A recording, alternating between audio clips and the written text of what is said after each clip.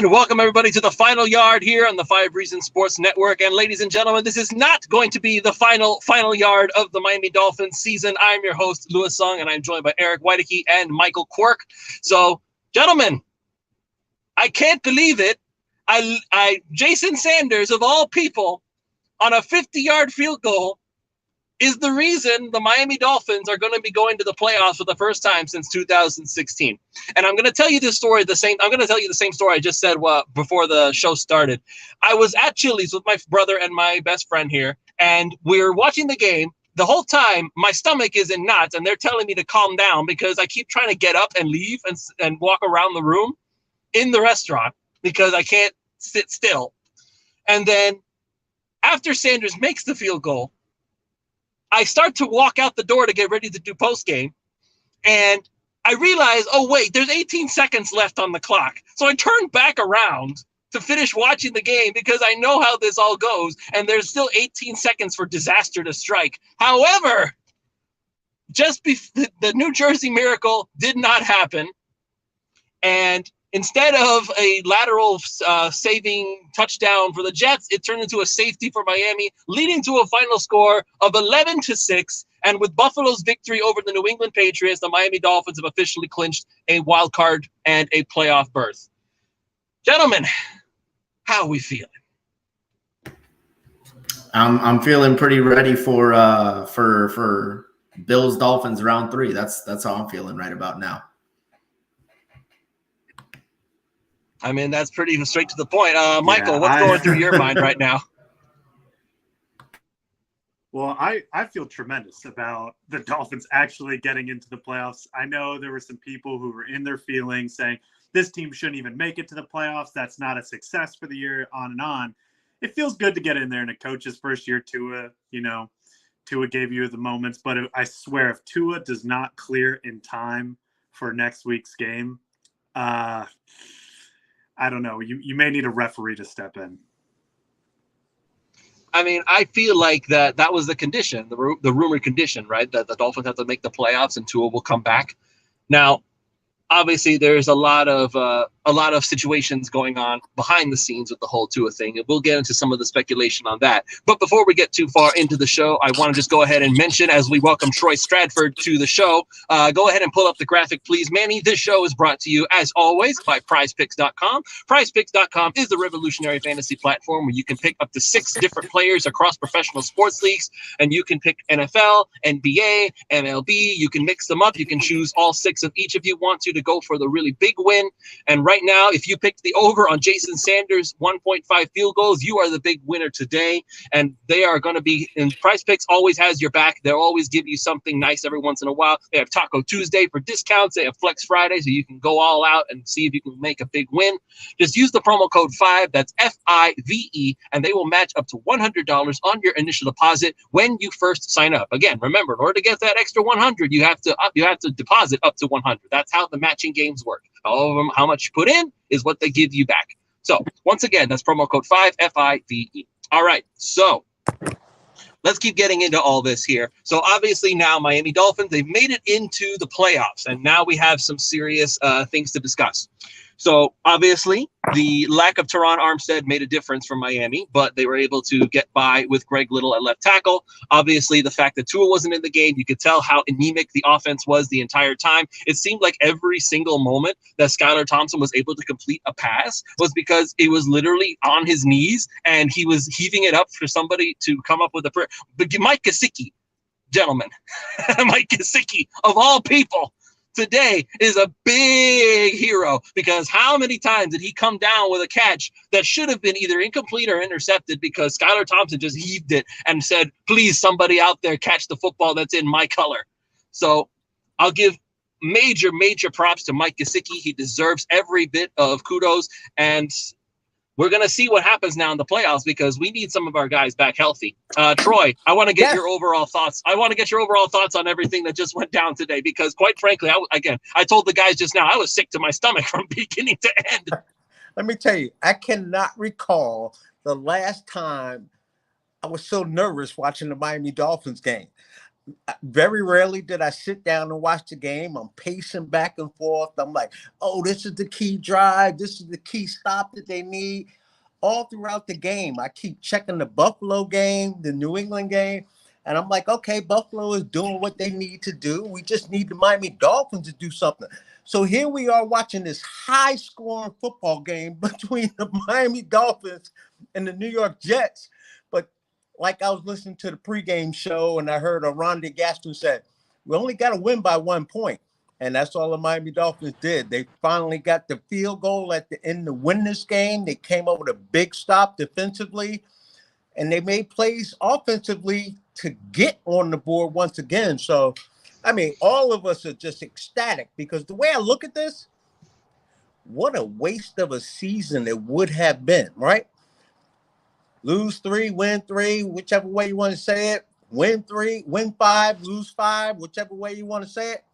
And the Miami Dolphins, if they had lost today or Buffalo had lost today, the Miami Dolphins would have wasted one of the most exciting offensively games that we've seen and witnessed here for the Miami Dolphins in a very long time. So now the key is, can we get everyone healthy for next week? I don't care where we go, who we play, because It's going the to be bottom Buffalo. line is they're going to get experience. The young guys on this team will get a little taste of playoff football, and they're going to want it even more the next season. So let's just get healthy this week, do whatever you got to do, and I'm sure they're going to do that, and then let's see what happens. Do we know where we're going yet? It's Buffalo. Okay. All right. I'm cool with that. Yeah, we're going back to Buffalo for round 3. All right. So I guess best 2 out of 3 wins it all, right? Absolutely. But bring on Buffalo. We played well against Buffalo this year. So, but that was with Tua. That's the big question mark right now. Is Tua Tagovailoa going to play? Now, in light of everything that happened with Damar Hamlin, in light of what happened to Tua earlier this season with the major concussion, and now the one that he's dealing with right now, this is all speculation. yes. But is it possible that Tua decides I've had enough? And that's the question mark right now. I am hoping that his competitive spirit comes back one more time and he says, I'm ready to play. But there is that possibility that we may have to call on Teddy Bridgewater and not Tua. And if that's the case, it's very difficult for me to see the Miami Dolphins actually making it past Buffalo. I'm going to sit here and say that Tua will be playing for the Miami Dolphins next week. I mean, as a football player, and I know the dangers and all of that, long life, healthy life, all of that. I understand that. But there's something about athletes that this is what they do for their life. And he's going to do whatever he can to be out there and be the quarterback for the Miami Dolphins. I'm going to guess that he's going to play right now. If Teddy is the quarterback or if Thompson is the quarterback, I really don't think we have a shot to win the game against Buffalo. But with Tua under center and his 2 wide receivers relatively healthy, I believe they got a shot to win that game. It's going to be a big defensive battle because, playoff games, yeah, we get high-scoring playoff games, but what wins it is that defense. That defense has to come up with the big play, the big turnover in this football game. And, I'm just so happy that we are going to the playoffs. I mean, that's the thing. That's the real big thing here. Eric, I want to ask you this because there was a lot of stuff going on and there were a lot of talk about, I don't agree with it, but there was a lot of talk about Mike McDaniel's not going to survive, that they're going to have to replace Tua. Chris Greer needs to be fired because of the historic collapse of the Miami Dolphins. Now, obviously the 5-game losing streak, there were a lot of issues that got exposed. However, does making it to the playoffs basically all is forgiven for you at this point? I mean, I don't think it's ever that simple. It's a long season, and you don't want to just put everything on one game. But my thought going into this was because there's a lot of talk, and I really didn't agree with it from the fan base of, do we even want to make the playoffs to lose 42-0? I don't care at that point. My whole thing is, you get there, you get the opportunity to shock somebody. Because how different would we feel? How different do we feel if it's 30-28 next week against Buffalo? And it's in a situation where the game goes either way. Miami Buffalo, this is a prize fight trilogy right here. You had 21-19 in Miami, came down to the wire. You had the game in Buffalo, went down to the wire in the snow, in the conditions. Miami's run game is starting to get it going here late in the season. If Tua can go and he has his A game, Miami can play with anybody. So at least give yourselves the opportunity. If they get beat 45-0, then maybe those conversations are had about the future of the team in the offseason. But you give yourself the opportunity to get into the dance and to shock somebody. So, I mean, as long as they represent and they play pretty well, I'm shelving those conversations for long into the offseason.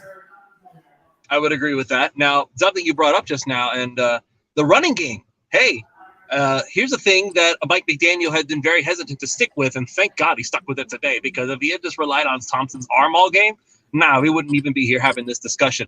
Jeff Wilson and Raheem Mostert, and right at the end there, Savon Ahmed came up with a big run there just to get enough into range, because it almost feels like Troy, I told the story that when I saw that it was 50 yards exactly, my heart sunk, because it was like, oh no, Jason Sanders and 50-yard field goals. And then he made it. I was hoping and praying for a 49-yarder just to stay within that range. But I mean, he made it, thank goodness. But let me tell you something, that running game came up big for Miami today. And I'm hoping that Mike McDaniel learns his lesson and sticks with it, because even if Tua does play against Buffalo, that run game is going to be crucial. Very, very big point by you. I think that Coach McDaniels definitely has learned something from this game, that, yes, I can lean on my running game. Now, what was going on was the fact that he didn't have all of his, I like to call it his shiny toys that he plays with, talking about Hill and Waddle. So Hill was a little bit nicked there, then Waddle got nicked. But throughout the game, he stayed with that running game. And of course, because of the quarterback situation, he had to come in there with a run game mentality from the onset, right? So going into next week, you could bet that the running game is definitely going to be a big part of this. Even if Tua is playing or not, it's going to be a big part of this.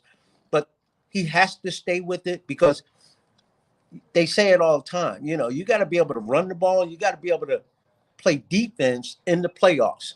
You know, during the regular season, it's all about the offense, the running gun, the flying, and all of that. But once it gets down to the final 8 teams, 10 teams, 5 teams, 6 teams, all of that, it comes down to who's going to be the most physical football team out there, right? Who's going to create the turnovers? The Miami Dolphins next week, they have to take care of the football. You cannot lose the turnover battle. You cannot lose the field position battle. So your defense has to be on point, and your running game absolutely has to be intact. And the next thing we have to think about is also the defense, okay? Because I had a few heart attacks there, because a lot of the times it seems like all the problems happen on third down. And once again, by the way, every time I kept saying it during the game, it's like, don't blitz. Just don't even bother. It doesn't work. And lo and behold, it seemed like every time they blitzed, Joe Flacco was able to find someone wide open to get the conversion. So I'm still hoping, because Josh Boyer's, like, if you want to talk about people whose jobs are on the line, yes, Josh Boyer's job is very much on the line. And I would not be surprised if even still he ends up getting canned after the season is over. He would have had to have had a very deep, long conversation with the brain trust of the Miami Dolphins, especially if they now had gone to the playoffs. He has to get that defense in place. Third down has been absolutely killing the Miami Dolphins. I mean, credit to the wide receiver for the New York Jets, Wilson.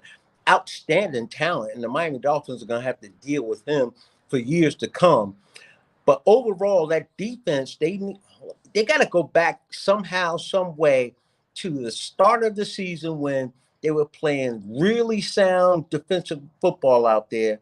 Because, again, come playoff time, you have to have your defense number one. That's got to be the first unit that walks into that stadium and lets the other team know, hey, we're here. We're here on first down, second down, and especially third down. So I think this is going to be a terrific matchup next week between Buffalo and Miami.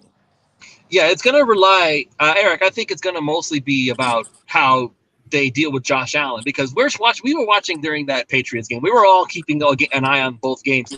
It seemed like Buffalo is really heavily relying on their run game, and I think maybe that the whole elbow thing is starting to catch up to Josh Allen, because he doesn't seem to be throwing the ball nearly as much as he used to. So with that being said, we witnessed today, every time the Jets tried to run the ball, Christian Wilkins was there, Zach Sealer was there. Yep. They were all just right in their faces. They could not run the ball. It was basically Joe Flacco or bust, and thankfully it busted. So with that being said, do you think that Josh Boyer will learn from his two previous lessons against Josh Allen? Because there's one very big pattern that Alfredo Arteaga of 3 yards per carry brought up to us both times, is that when they didn't blitz Josh Allen looked pedestrian. When they blitzed Josh Allen, every time he makes them pay for it. So now I'm going to ask you straight up, does Josh Boyer learn his lesson and keep everybody hanging back? You know, I don't know if it's necessarily in his DNA to not send that blitz every once in a while. It's going to be tempting for him to press that button. As far as schematically goes, you know, when it comes to getting pressure, ideally it sounds great. You want to send guys, you want to get pressure, but right now with the way that the secondary is for the Dolphins, I don't think they have the personnel right now to put all that responsibility on the defensive backfield. You've got to keep them behind schedule, you know, get stops on first and second down in the run game. I agree with you. It looks like Josh Allen's elbow might be starting to catch up to him as the weather gets a little bit colder.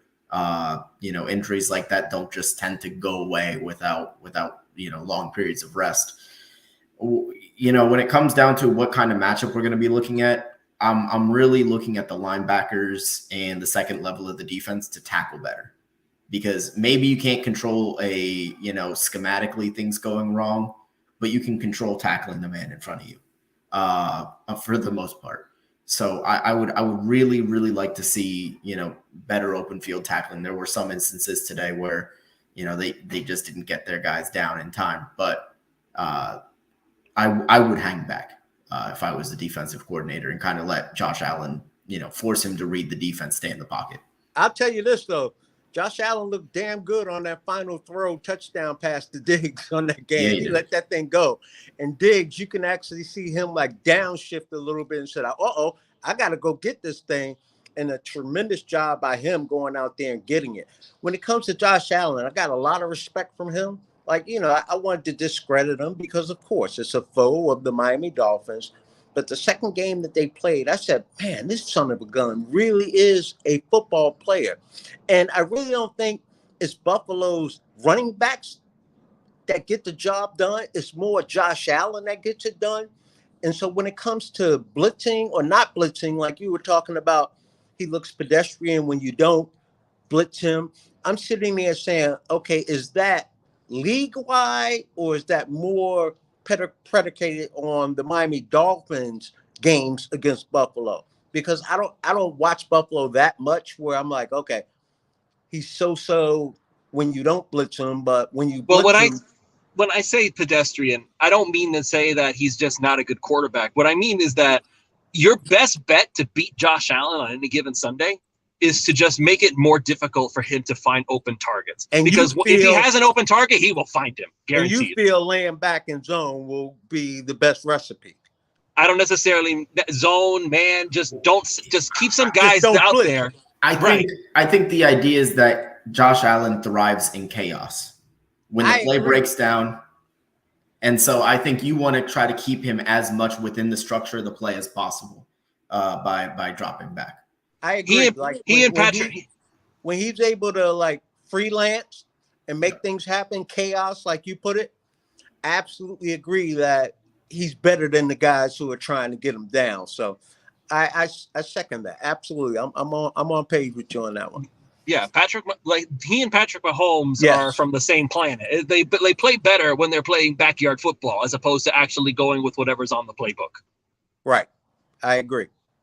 So Now here's the next thing we have to think about. So obviously, again, health. It's a thing. We've already talked about what we're going to see with Tua, and we're still hoping, fingers crossed, Tua clears the protocol and decides, you know what, I don't want to miss this, and he decides to come back.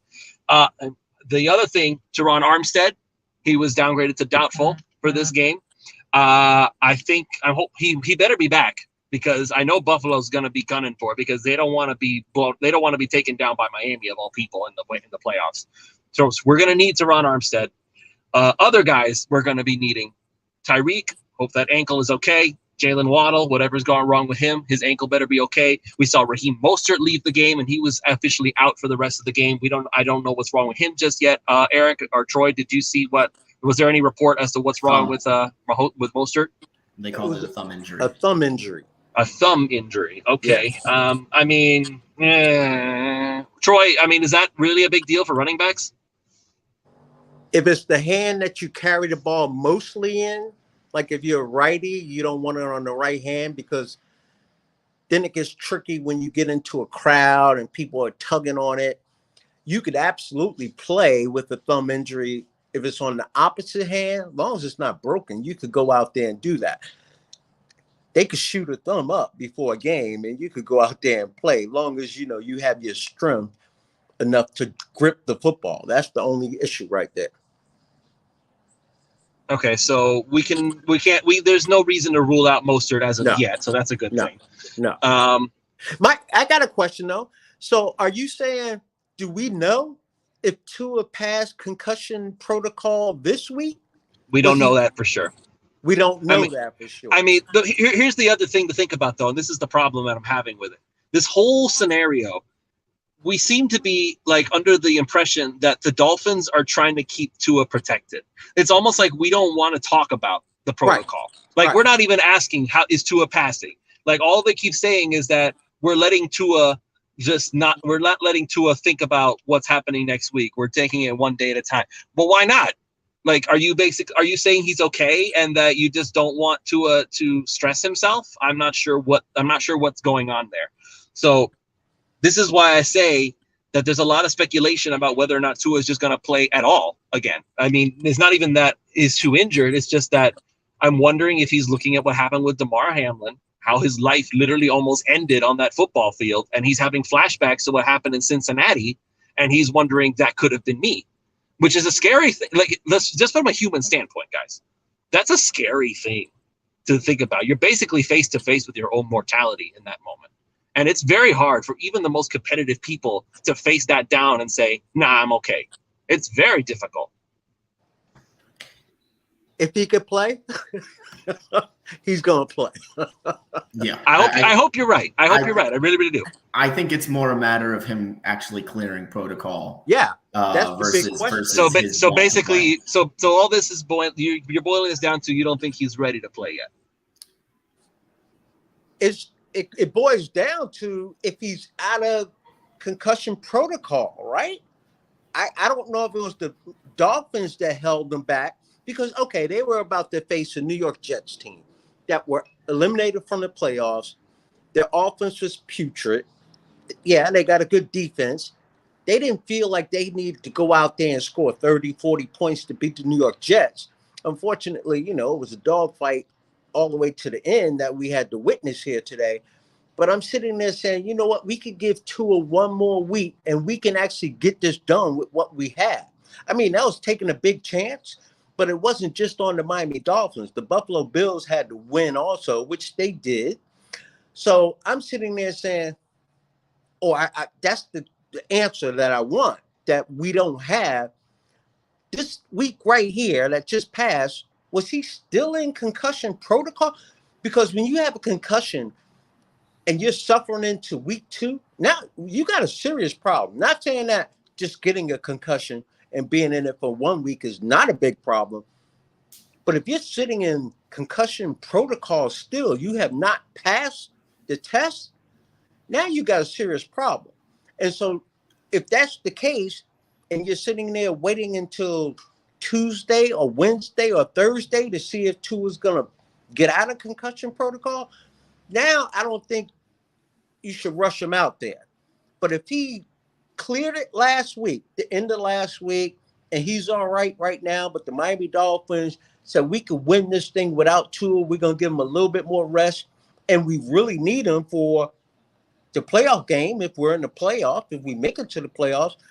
So if he was out of it this past week, he definitely will be on the field next week. It's just the way that everything kept getting worded. The way that Jay Glazer brought it up is that Jay Glazer said that the condition for Tua's return would have to be a playoff berth and things like that. Okay, but that implies that even that if the Dolphins didn't make the playoffs, then Tua wouldn't have come. Okay, obviously that's the last game. But does that mean he was okay for the Jets game and they just didn't say anything about it? That's the $1 million question, right? That's the $1 million question. Was he okay to play today? And the Miami Dolphins said, no, you just sit.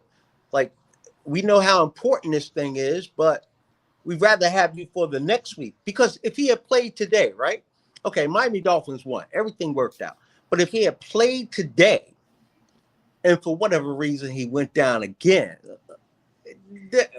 no, sit him, get him ready for next week, protect the hell out of his butt, make sure everybody else is healthy around him, get rid of the football, and let's go up there and give Buffalo, a run for their money. Do we know if that's Saturday or Sunday next week? Not yet. We'll have that tonight. Okay. There's a lot of stuff that happened today that has serious implications on next week. But now here's what I'm going to go ahead and talk about. We're going to pivot a little bit here because now that the regular season is over, I'd like to take a moment to just kind of review everything that we saw throughout the season. And this is something that I brought up in previous shows, Eric, and I'm going to want your opinion on this too, Troy. Obviously, what we're seeing now from Mike McDaniel is that obviously he still has a lot of learning to do as a rookie head coach. His decisions sometimes are questionable. That first fourth down call at the very beginning of the game, I was like, I wouldn't do that right now, but he went for it anyway. And then the second time he tried it, it worked. So kudos to him on that. Obviously, the streakiness of the season is something to look at very, very closely. Win 3, lose 3, win 5, lose 5. Right. And obviously the love and the hatred for McDaniel goes up and down based on the schedule and how everything is going.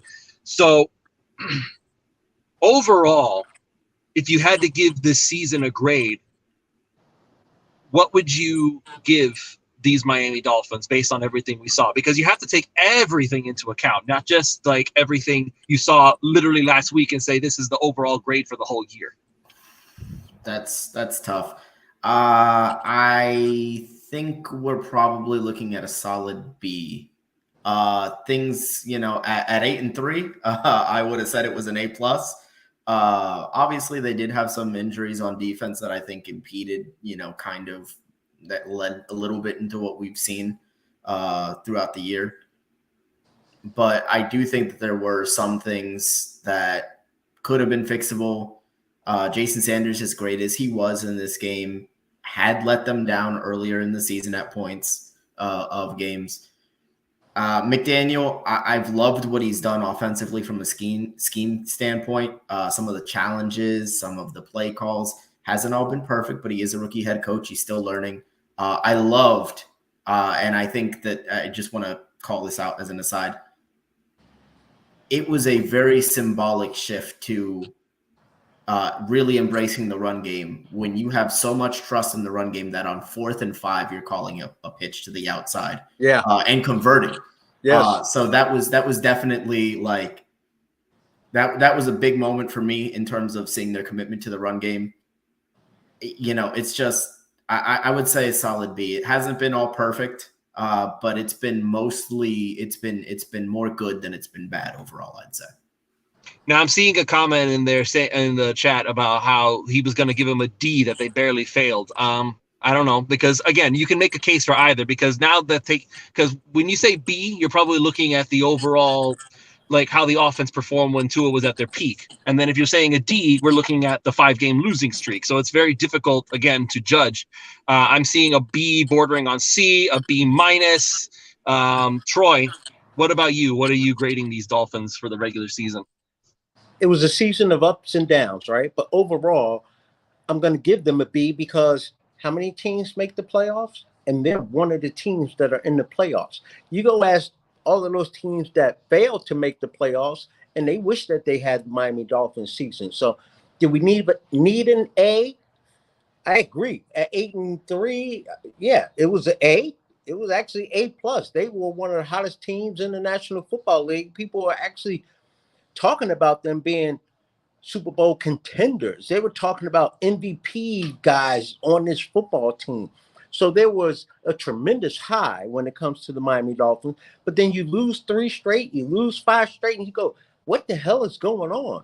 So it's kind of a mixed bag. I'll give them, yeah, C plus, but a B minus, somewhere right around there. But they made the playoffs, and that is the goal of every single team that goes to training camp on day one. They want to make the playoffs because you want that opportunity to compete, because you never know what's going to happen in the playoffs. Now, when it comes to Coach McDaniels, being a rookie coach, yes, he made some mistakes, but the mistakes we always question are the plays that just do not work.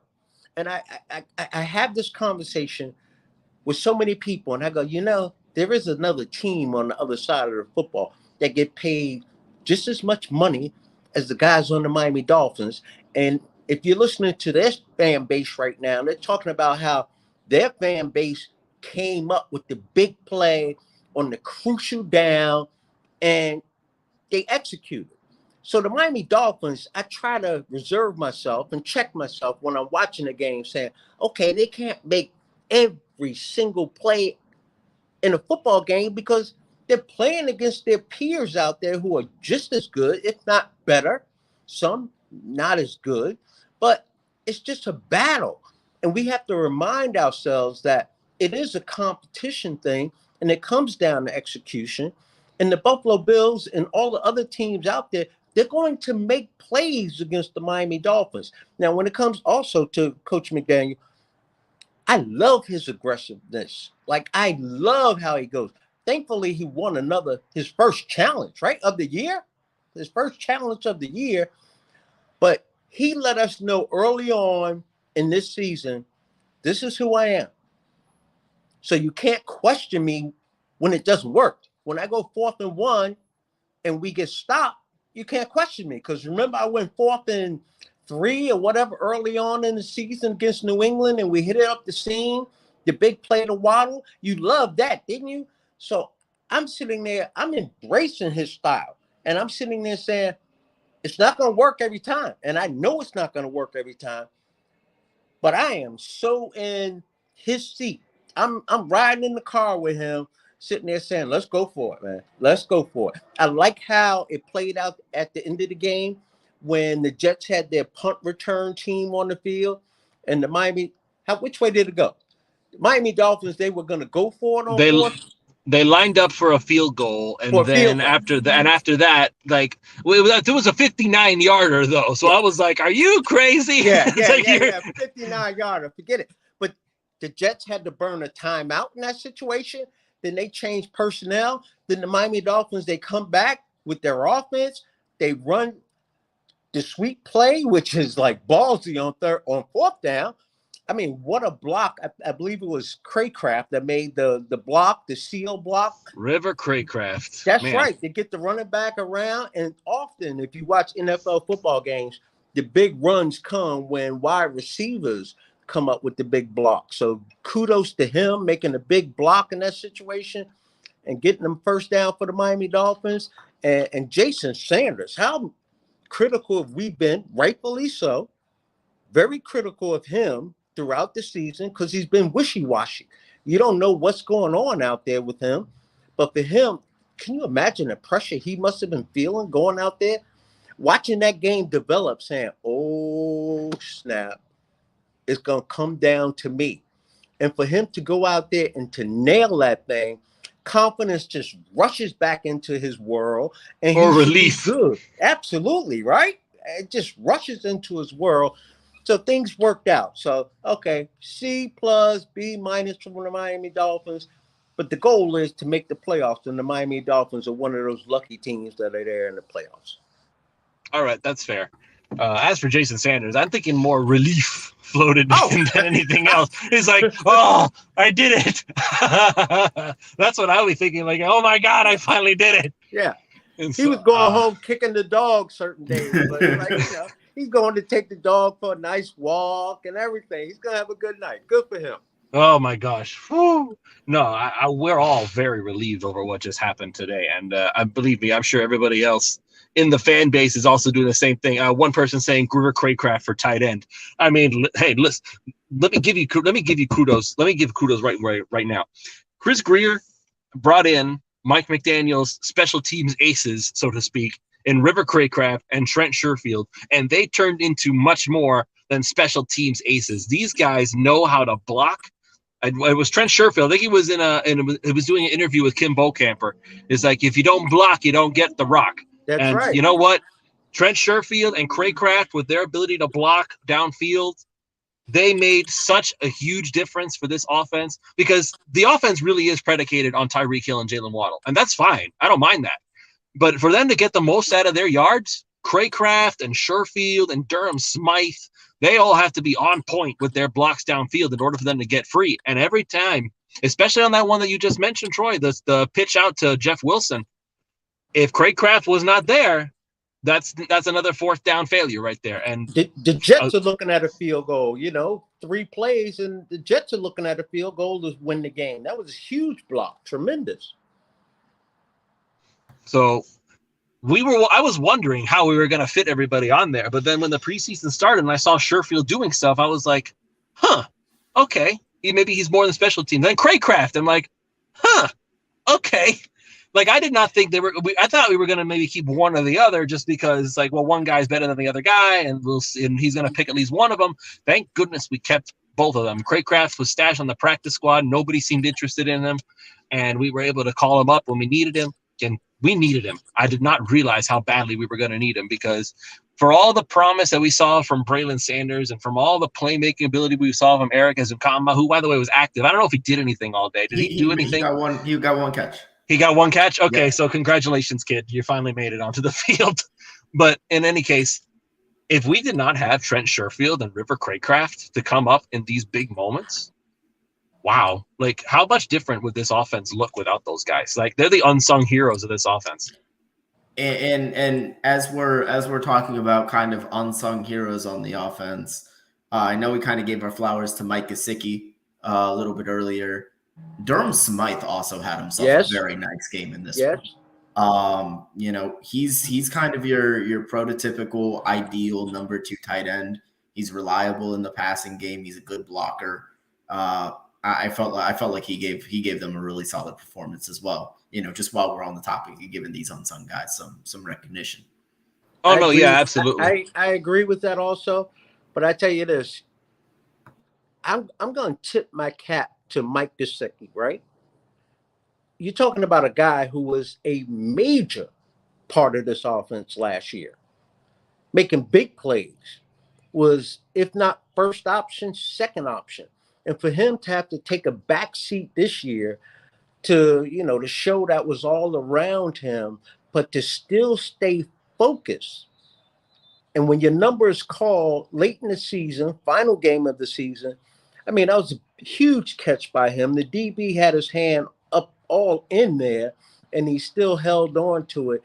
I mean, it says a lot for a guy to stay mentally locked in when you should be getting 6-7 catches a game. You should have 10 touchdowns on the season, and you're not getting that, but to still stay locked in like that, that's a tremendous feat. And I give credit to Gesicki for doing that. Now, other thing, special teams better be ready for the Miami Dolphins this week, correct? Buffalo just did something that I've never seen. I'm sure it happened at some point, but I've never seen 2 kickoff returns in the same game by one guy. Miami Dolphins special teams better be ready. Better be ready Saturday. And that's another guy who's on the hot seat right now is Danny Crossman, because Miami special teams have it's been a far cry from the special teams units that Darren Rizzi used to coach while he was here. Absolutely. So, yeah, that's something they're going to have to keep a very close eye on. And that's I've part of it. I don't. Part of me doesn't want to give the excuse, but I can't dismiss it either, in the sense that, for instance, guys who were supposed to be like special teams aces on that unit, guys like Keon Crossan, right? He's having to play corner now because we can't afford to put him on special teams because we can't afford to lose him for defense because we're basically out of guys. I mean, Justin Bethel's still there, which is good. Andrew Van Ginkel's still there, which is good. But there are a lot of guys who were supposed to be special teams guys that now they're having to play starring roles because the sheer amount of injuries that Miami has dealt with all year long, those units have been weakened. Now, with that said, especially in Boyer's case, I don't want to give him that excuse too much because it's like, if you realize that you don't have the personnel to run your regular scheme, you have to make you have to adapt and try something else. That's something that Josh Boyer didn't seem willing to do all year because he kept blitzing and he kept leaving guys on islands and it kept biting them over and over again. In the case of Crossman, yeah, when you lose your special teams guys, like, special teams is a very underrated part of the game. Troy, I don't know how much special teams you ended up playing, but it's like that's a whole different animal compared to just vanilla offense and defense. Special team is a major part of a football game. It comes down to field position. You need your punter to be on point and to get you out of holes when you find yourself in holes. You cannot afford to give up big kickoff returns. Okay, all of a sudden you win the coin toss, you decide to defer to the second half. So now what are you doing? You're counting on your defense to be out there to keep them pinned down so you could start immediately winning the field position in a football game.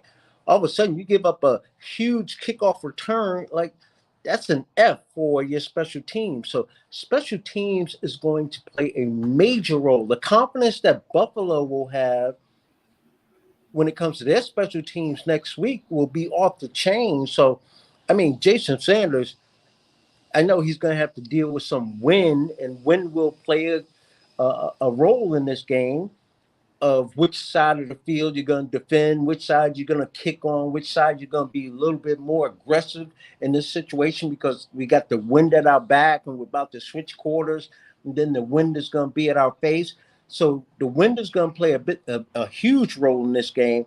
I just know that he cannot allow them to even attempt, if possible, to return a kickoff, because right now it's like the Buffalo Bills will bring it out from 9 yards deep. They have so much confidence that's going on. So you talked about the players who were here primarily to play special teams for the Miami Dolphins, but now they're in more prominent first player up role.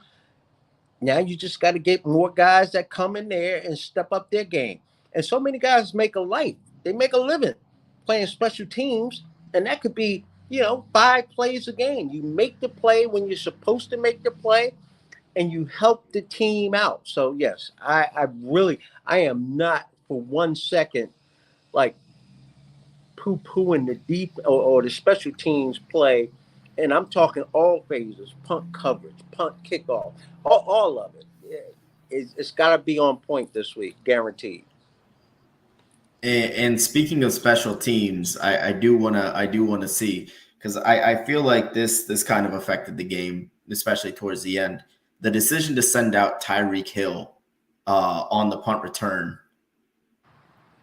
I'm not saying it's something that I would do all the time, especially now that he's got a gimpy ankle. But it makes teams think twice, because the punter left that one short, I think, not wanting Tyreek Hill to run that ball back. And so, it may not be a return touchdown, but that extra 10, 15 yards that you get, it matters. So I missed it. Did they put Tyreek out there? They put Tyreek back to return, and then the final punt. On the final punt. Yeah, it was 15, 20 yards short of Tyreek. Yeah, the punter has been doing an excellent job all game long for the Jets. All of a sudden, it's like they see Tyreek on out there. He knows that. He gets that from a coach or someone, if not seeing it himself. And he's like, wait a minute, I can't let him get his hands on the football. So, yeah, I think this is Tyreek's time. This is playoffs, right? You got to put all your weapons out there. You don't save plays. You got to press the tempo. And I would definitely have him out there. Yes, you got to check out the ankle. But, football players are very resilient and they heal very quickly. So, I'm thinking by, Wednesday, Thursday, all these guys, hopefully, fingers crossed, everyone will be okay. And they'll be ready to go come Saturday or Sunday. Okay, relatively speaking, anyway, especially Armstead, who's like every part of his body is feeling something right now. Eric, I see that Ethan is putting out some tweets out there. Is there some interesting nuggets coming from the post-game conferences that we should be keeping an eye on? Is there maybe a Tua update or an update on some players or anything like that? Just, I think Ethan tweeted out basically that the vibe that he's getting from the presser is that Teddy is likely the starter, and that hope for a Sunday or Monday game for Tua's sake. But it's tough because you're not going to get any black and white answers in a presser like this. I'd expect to hear something by Tuesday or Wednesday, ideally. But the vibe is we're expecting Teddy. Yeah. Okay. So that was again, if there's any truth to that, again, that's what I was concerned about, is that Tua is not going to be ready for Buffalo either mentally or physically. I don't know which. He'll be ready. Okay. I hope so. Alrighty. Is there anything else we need to bring up before we call it here? Yeah. What's the weather supposed to be like in Buffalo next week? Well, we don't know if it's Sunday or Monday yet, right? No, we don't know anything yet. So, I mean, as long as it's not snowing, I think the weather won't play too much of a role here. So, with all that said, I think we're going to go ahead and call it here. Thank you, everybody, for joining us. Eric, thank you for coming on. Troy, thank you for coming on. And, of course, Michael, wherever you are, sorry your connection was not working very well. And for anybody who is still not aware of it, PrizePicks.com is where you can go to get some big wins of your own. Use the promo code 5. That's FIVE. They will match up to $100 on your initial sign-up deposit. Again, you just put in up to $100 when you sign up and deposit, and they will match up to that much money. So, basically, you put in $100, you get $100 more of funds from PrizePicks to play with. So go ahead, use that promo code 5, that's FIVE, and you can get started with some big time wins just like the Miami Dolphins had today. So once again, with all that said, thank you everybody for joining us, and we will see you next week for another episode of The Final Yard.